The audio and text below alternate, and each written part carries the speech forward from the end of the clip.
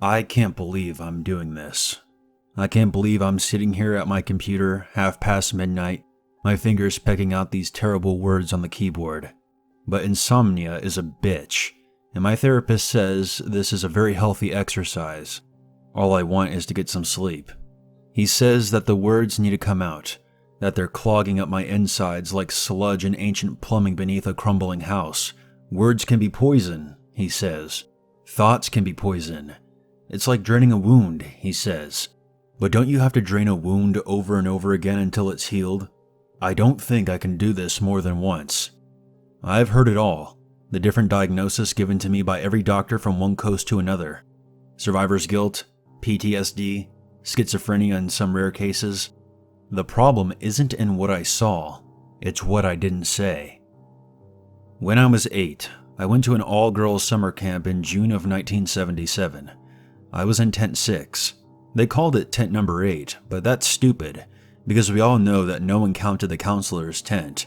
I was in Tent 6 with 3 other girls, or Tent 7 if you read the reports. Whatever. Does that matter? We were all in the same group, the Kiowa group. Our tents were in a tight little cluster. Tiny little tents. With tiny little girls inside. There I was, until I heard the noise outside. I woke up with a start, clutching the stuffed animal that I had tried so hard to hide from the older girls, because they laughed and said toys were for babies. Mr. Beans wasn't for babies. He was my friend, but I didn't have many friends that weren't stuffed animals, so I kept him hidden in case the older girls came back. And maybe they had. That's what I thought. The rustling sounds outside the tent sounded like someone was there. My first thought was the older girls from the Arapaho group. Girls who were allowed to wear lip gloss and talked about boys and just seemed so cool, like the ladies on the covers of magazines.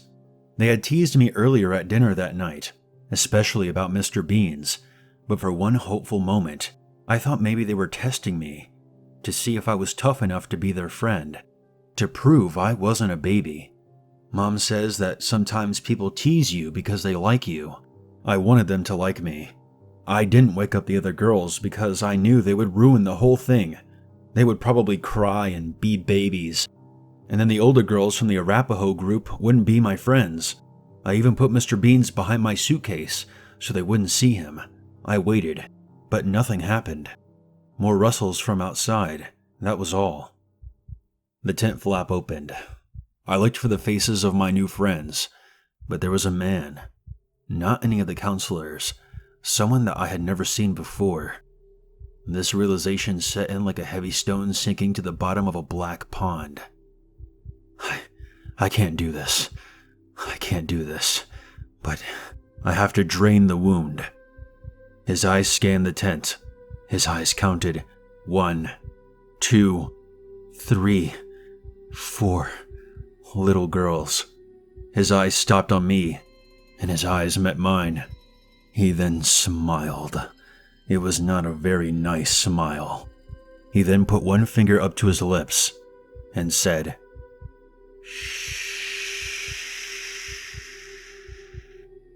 I nodded because he was a grown-up, and my mom taught me to listen to grown-ups. He ducked out and closed the tent flap again. It was late at night, or early in the morning. I'm not sure which because it was so dark and it seemed like such a long time to lay there awake before I heard someone moaning in the distance. It was quiet, but not that far away. I'm told that other girls heard it too. Some girls made up stories afterwards to get attention, but not me. I never told anyone. Not until now. When the light finally started to break, I realized how badly I needed to pee. I wasn't sure if the man was still outside, but it was probably okay because it was morning and the sun was coming up over the horizon, and bad things didn't happen to little girls in the sunshine. So I poked my head out of the tent and looked around. The sky was that pale white blue color it turns just at dawn, but it still felt safe. Somehow better because the sun had risen and everything was okay. I headed down the trail towards the showers and the toilets. And that's where I saw them. At the base of a tree, slumped together like strange piles of garbage, were the corpses of 3 little girls. I knew their names. I still know their names, but does that matter now? 2 of them were in their sleeping bags. One was just on the ground. She had her pajama top pushed up. No pajama bottoms. A strange red flashlight was near their feet. There was blood. They weren't moving. I can see them. I can still see them. I can still see them. It doesn't feel like draining the wound so much as infecting it. I don't know why, but I went right past them. I guess I knew if I went back to my tent I would wet the bed. I'd never have any big girl friends if I did that. So I went right past the little sleeping bags and straight to the bathroom. I peed and went back to tent number 6. Tent number 7 was empty. I went back to sleep. It was the last sleep I ever had unbroken by nightmares or screaming. I think I convinced myself the whole thing was a bad dream. There was no man, no pile of sleeping bags with dead little girls inside them, no empty tent number 7. The counselors got us up earlier than usual. We went to the Great Hall for breakfast. We went canoeing in the river. It was fun. Everything was okay. Bad dream. That was all. Buses came to take us back to the Great Hall. When we got off the bus, one of the older counselors who ran the camp told us that there was a problem with the water supply. Camp would have to be canceled for the summer. We all needed to pack our things and go home. Camp canceled. In tent number 6, the other girls whined about how it was unfair. They had sold so many cookies to get here this year, and after one stupid day it was all over. But I kept hearing the gray-faced counselor's words in my ears. Camp is canceled. Camp is canceled. I tried to nap on the bus ride home, but my seatmate kept waking me up because she said I was crying in my sleep. The bus stopped, and I got off. The troop leader said not to talk to anyone who wasn't our parents. There was lots of reporters, and shouting. Mom grabbed me and cried. No more camp, she said. She threw out my sleeping bag as soon as we got home. The police came once or twice after that, but I never talked to them. Mom told them that I had been very clear, that I hadn't seen anything, that I'd slept all night. I haven't slept a full night since. Would it have helped if I had said something? If I told someone? Every time I thought about doing it, my heart plummeted into my stomach. I saw the man's face, with his finger on his lips. Usually I would throw up. So these words, the words I've never said until now, they have festered inside me like some exotic form of mental rot for all these years. I can't hold down a job for more than a few months. I take too many sick days. No husband to speak of. The night terrors took care of that. A man will only sleep in your bed so many times before the screaming and thrashing drives them away. But my new therapist, he's been so nice. He tells me whatever happened wasn't my fault, and that this will help. And I started to think that maybe it was time to tell.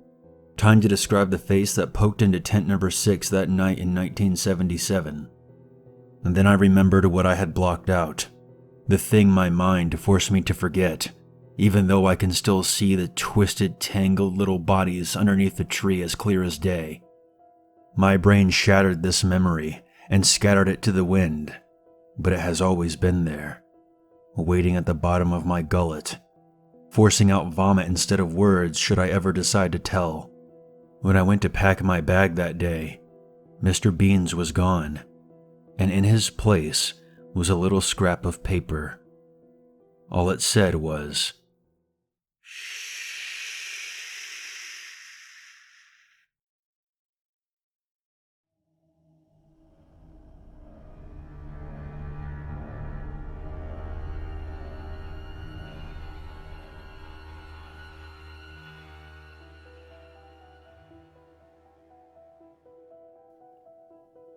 Never again can I bring myself to go into the woods.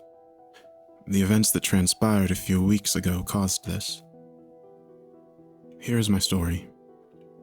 I was never a big fan of rural areas, being born and raised into city life, but when my lifelong best friend Cody mentioned a big camping trip that he had been adamantly planning, I couldn't say no. Considering that he was my boss in the office and had given me a week off for the trip, there was no way I was getting out of it. The thoughts of sleeping in a tent surrounded by spiders and centipedes and God knows what else were enough to unnerve me. But after seeing his face light up like a little kid as he detailed his plans, I couldn't bring myself to let him down. He set us up on a 5-day hiking camping expedition through the woods a few miles outside of town. The woods intersected with our state's reservation for the Native Americans, and being 1/4 Mohawk himself, Cody genuinely wanted to check out some of the scenery that was included around the hiking area. Despite my initial hesitation, it did seem somewhat interesting, and I agreed to go with him on his little trip. Poor judgment on my part. A few weeks go by, and I find myself walking through the woods with Cody with 60 pounds of gear on my back, covered in sweat and mud and wondering what the fuck I was doing. We had stumbled into the reservation early on the second day of our trip, and it was almost as if the woodland itself had a different aura to it. A pure feeling of some kind that we both noticed. But no matter how clean the nature felt around us, I was still disgusted by all of the different insects and thorny plants that I continuously had to flick off from my clothing. After battling a horde of house cat-sized mosquitoes that was assaulting me, I asked Cody, "Hey, when are we gonna set up camp, man? Not to bitch, but my legs are getting a little tired." He consulted his map and pointed over the next hill. "There's an old burial ground over that ridge, and I thought it'd be cool to make camp there for the night," said Cody. Afraid to belittle his culture in some way, I reluctantly agreed. When we got to the burial ground, it just appeared as about a dozen raised stone and grass mounds in a small clearing. Nothing special, to say the least. We pitched a tent on the tree line around the ground, so as to not disrespect the dead, as Cody said. Unpacked and cooked some food. After eating dinner and discussing our company's upcoming financial merger, Cody grew tired and fell asleep. I powered up my phone and went to make the daily rounds of all the social media sites, my last attachment to city life that I had kept during our time in the woods. Under the large trees, I was getting no service, but as I walked towards the burial mounds, I was able to pick up a signal. As I was waiting for my emails to load up, the water I had with dinner started to catch up to me. Not wanting to urinate in the open view of the tent, I ducked around one of the mounds to relieve myself. Finally, my emails loaded, and I saw that absolutely nothing interesting had happened back home in the past 24 hours. Feeling satisfied I hadn't missed anything, I started walking back to the tent to get some rest. When I reached the tent and went to undo the zipper door, I could feel the hair on the back of my neck prick up. That ominous feeling that something was watching me hit, and I was instantly aware of how loud my heartbeat had gotten. I turned my flashlight around slowly, and my beams caught a deer in the brush about 20 feet behind me. He was a pretty large buck, with a large set of antlers, one of which was broken, and an ear that seemed to have been bitten off at some point. When I saw it was just a deer, my heartbeat returned to normal, and relieved, I entered the tent to get some much-needed shut-eye. The next day, we trudged onward through the reservation lands. As much as I had hated the woods, I had to admit that the foliage was beautiful, and I'm sure any amateur photographer would have been kept busy in this setting. It wasn't until dusk that I noticed something was off. All of the birds chirping and forest noises that we had heard all day had completely disappeared. I assumed that the forest went to sleep as soon as the sun started to go down, but Cody seemed a little uneasy about the silence too. Regardless, we had set up camp, so he went to find firewood while I pitched the tent. Usually, it takes me 2 or 3 tries to get the tent set up correctly. That night was especially difficult because, once again, I had that eerie feeling that I was being watched. I wheeled around and once again see the face of the deer with the broken antler and the damaged ear peering out of the bush looking at me. Involuntary shudders crept through my body, and I got the all-around sense that something wasn't right. When I made movement to try to shoo the deer away, he simply stayed put and stared at me with those beady black eyes. In this case, though, Logic overcame my gut instinct, and I realized that the deer posed no serious risk to me, so I shrugged it off and continued setting up the tent. When Cody returned with the firewood, I told him about the encounter. His lower jaw dropped, and his face instantly put on a look of utter fear. He hurried me into the tent, closed the door, and started telling me a story about the Aquaonki, or deer men, that the Mohawks had legends about. They appeared as tall, dark, skinny men, yet could take the form of deer or other animals of the forest when need be. He described them as demons of the forest, who preyed upon unwanted visitors and invaders to the Mohawk lands. He started explaining legends of how some of the original American colonists were gruesomely murdered after clearing Mohawk forests to make their homes in the New World. At this point, my hands were shaking uncontrollably before Cody had to stop his story mid-sentence from a sudden fit of laughter. He looked at me and said, "Come on, man, I know you're afraid of the woods and all, but forest demons? Don't tell me you believe that shit." I punched his arm and called him an asshole and had no choice but to laugh at myself. Regardless, that night my dreams were plagued by shape-changing deer and wolves and bears who were waiting in the woods to murder me in some brutal, violent way. These paranoid thoughts carried over into the next day's hike, where every sound that I heard was something stalking us, waiting for an easy chance to go in for the kill. Unfortunately for me, Cody didn't notice how much his story had thrown me off, and so I still had the task of collecting firewood that night as we set up camp. I took the flashlight and set out before it got too dark. As I was about 10 minutes away from our camp, my flashlight ran across a deer's face sticking out from the foliage about 30 feet ahead of me. Sure enough, he had a broken antler and a ruined ear. So it was the same one I had seen before. His beady, almost dead eyes just stared at me like they had 2 nights before.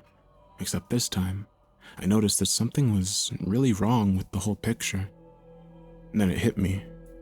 The deer's head was almost 8 feet off the ground, and between the leaves, I saw what looked to be a long, slender black arm with sharp claws pointed directly at me. I dropped the flashlight and turned and sprinted towards the tent as fast as I'd ever ran before in my entire life, not looking behind me. I reached the camp and pushed Cody inside the tent. In my hysterics, I wasn't able to relay the full story to him, but he caught on to my fear immediately. We grabbed our camping knives, the only weapons we had brought, and sat in the tent that night looking out the windows, vigilant for anything that would try to approach our camp. When dawn finally came, we were both awake still. By that point, he had gotten the full story, and after consulting a map, decided that we could make it to the local road and call for a ride back home before nightfall. Leaving all the non-essential items behind, we trekked the road, called a cab, and got a ride back to the lot where our cars were parked. Cody still didn't entirely believe that what I had witnessed was true, but I knew what I had seen. "Go home, get some rest. We'll meet for drinks tomorrow," he said. "We can talk about it all then." I silently nodded my agreement as he dropped me off at my house and pulled off into the night. Feeling relieved to finally be back in the city, I jogged up the stairs to the door, unlocked it, and walked into the apartment. As I set down my keys and walked to the bedroom for some well-needed rest, I noticed an odd irony tinge hanging out in the air. The smell was weak, but certainly there. I turned on the bedroom light, and it was just sitting there on my bed staring at me, with its ruined ear and broken antler. The next day, the police told me the deer had been skinned and some sort of mask had been made of its face and left in my bedroom. No additional evidence of a break-in was found, and it was never determined how the perpetrators had gotten into my locked apartment. The police investigators tried passing it off as simply another random act of vandalism by some of the meth heads that frequented the area. According to the investigators, the weirdest part was nothing was taken from the apartment at all. In fact, the only additional clues left behind were the 4 long gash marks that had been cut straight across my bed.